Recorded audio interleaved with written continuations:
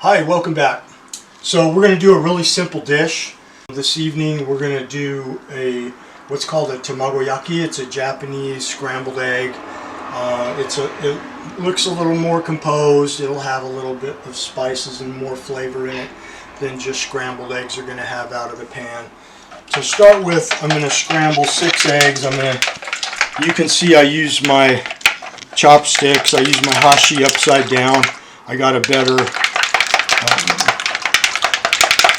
more surface area to mix eggs with. So we're going to get those all mixed up, and I like to put just a little bit of heavy cream in my eggs, and we'll mix that up. And as you can see, I've prepared some green onion and some parsley before we started filming, just so that it was done and prepared ahead of time. I like to use coconut oil. I'm going to use a little coconut oil in the pan, and then I'm going to take this paper towel and I'm going to, just so I can thin it out, right? I'm going to put a real thin layer of coconut oil on the pan. I don't want too much, but it has to be oiled.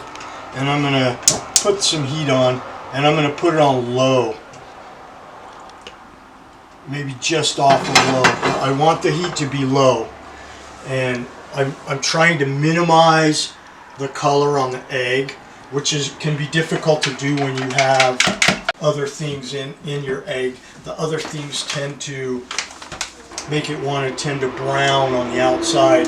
So typically these would have sugar in them, a little bit of sugar, but since we don't do sugar on a low-carb lifestyle, I'll put just a couple of pinches of monk fruit sweetener in there, just to give it that little sweetness you might otherwise have. Not too much. This is not a dessert dish, so we don't want it too sweet. I then put a little bit of mirin, not much because it does have some carbs in it, and a couple of shakes of Tabasco, not much. We don't want too much. And then we're going to put in just a dash or two of soy sauce. And we use 6 eggs in this mixture. And we're just going to get those mixed in there good, so that you don't have a hot spot in there. And then we're going to put in some green onion and parsley that we cut up before filming. About a teaspoon each? Yeah, not much. Not much. We don't have a lot of egg, and we don't want too much parsley. We don't have too much green onion. Another way you could do this is to put that on after at the end, but it's typical to put it in the mixture. And then what I'm going to do is I'm going to pour out part of this, okay, probably half or a little less than half. And I'm going to and you'll notice I use a square pan. This is a square 10-inch pan. And the reason we do that is because of how we want it to look at the end. And we're just going to let that set up on there. And you can see that that's starting to cook pretty good there. But we don't want to get a whole lot of brown on the bottom. So we're really going to be careful with how this starts to look. Okay, and we want to get I like to break the edges free first. Just like to break the edges free. And then start to work on this. And I'm working on this away from the handle. I'm working on it towards myself. And I'm just flipping. Okay? And you can see that nice rectangular shape. And then I'm going to take this and I'm going to move it all the way back down to the end of the pan. And then I'm going to pour about, I don't know, another third or quarter of that, half of that back in.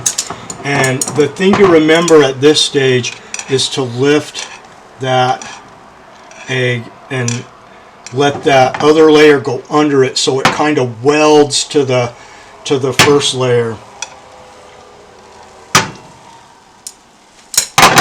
And then if you need a little bit more, it's no big deal. Just put a little bit more in to fill out your layer.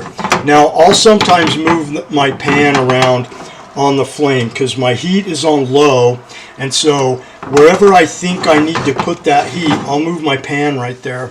So I have the majority of my egg that I want to cook out away from the part of the omelet that we already have there. So I'm going to put my heat there and let that sit for a bit. Let it cook. See, we got a really low heat. So we're going to let that set up.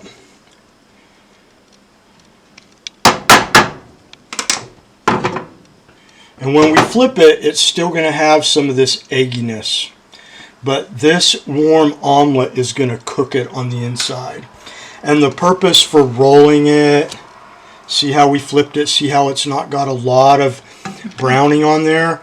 I like to, traditionally, these don't get really brown. So I probably flip them a little early. And then I want to move this all the way back up to the end.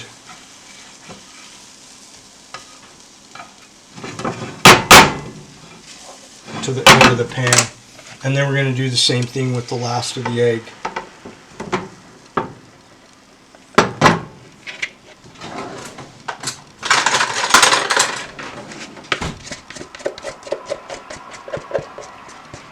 And 6 eggs is enough eggs for 2 people for part of a lunch or afternoon meal.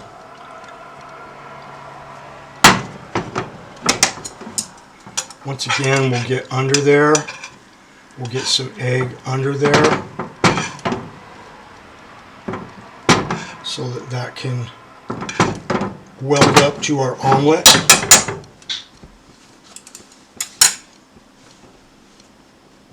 I'm going to pull up the heat just ever so slightly.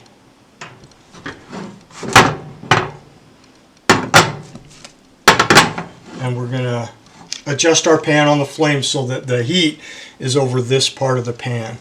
That way we're not going to put too much heat on our omelet.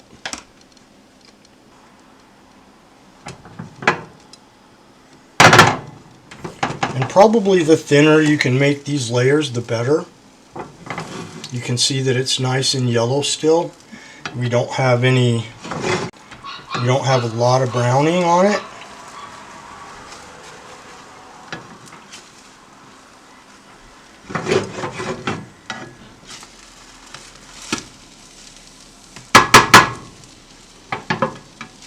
So I moved it to the middle of the pan where the heat's at, and then I flipped it over so that we can get a little more heat on the other side. You can see this side has just ever so slight of browning on it. Now, what would have made this, what typically happens, and it might make it this easier for you to keep turning, is in between pouring, take your towel and wipe some more oil on your pan in between each layer. That way you don't have layers that tend to stick on you, or you will have less chance of breaking your omelet. That's what it looks like when you're done. A nice rectangle with just a touch of browning maybe on it. We're going to put that on a cutting board, and we're just going to let it cook those interior rolls a little bit more. So if there was any uncooked egg in the middle, the residual heat is going to cook that, and we're going to come back in about 5 minutes, 6 minutes when this cools down, and we're going to cut it and we're going to show you how nice it is. We'll be right back. Okay. All right, this is cooled off just a touch, and we're going to go ahead and cut it up. We're going to probably eat half of it and put half of it in a glass bowl for lunches tomorrow. I just make about, I don't know, half inch cuts, half inch, 3/4 inch cuts. And then I'll scoop this up.